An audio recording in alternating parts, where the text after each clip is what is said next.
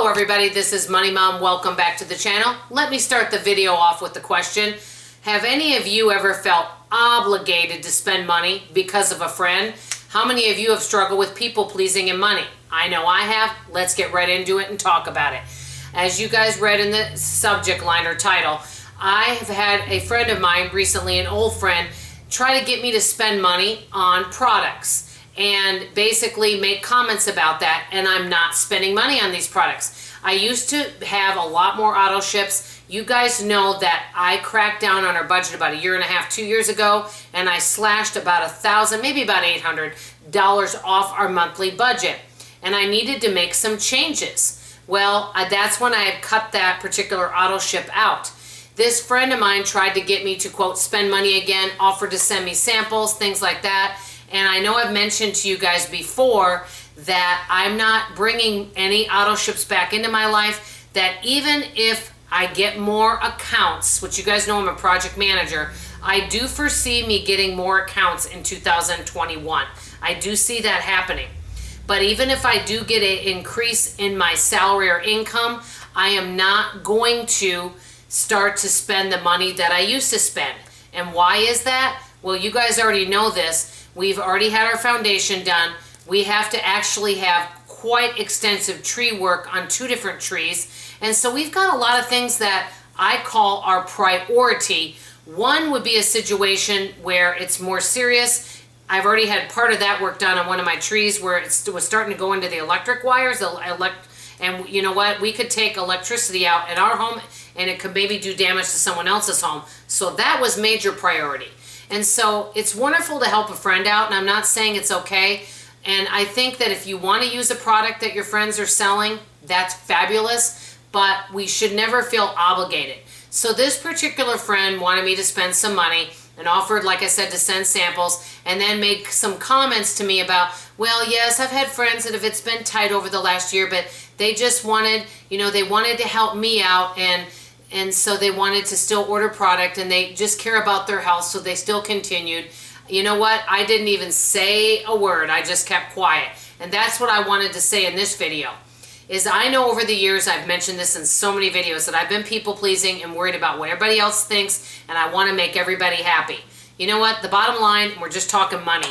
How we spend our money, there may be people that disagree with us. There may be people that get angry with us because maybe we don't buy these vitamins from a friend, or we don't chip in for a relative's birthday, or you're at work and you're choosing names for Christmas and you say you don't want to partake in that.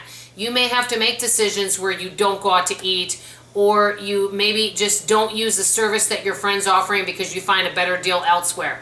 The bottom line is that the money we have, and this is why I call it personal finance, when I know this from people watching my channel, I see frugality on many levels. There's some of you, I mentioned this before, that have more of a generous budget. There's some of you that are more on a bare bones budget. Those are both great.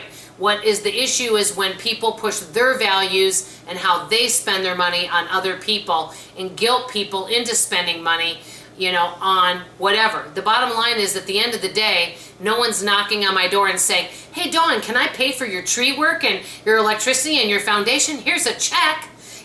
We have to be responsible for ourselves and make those decisions. And I'm hoping that this video is good for you guys, because I do sometimes struggle with saying no. So a lot of times now, if I meet somebody and they say, oh, I do Amway, I'd love to see you part of it, I just simply say no thank you. I don't offer to go to their website. I don't offer to take a business card.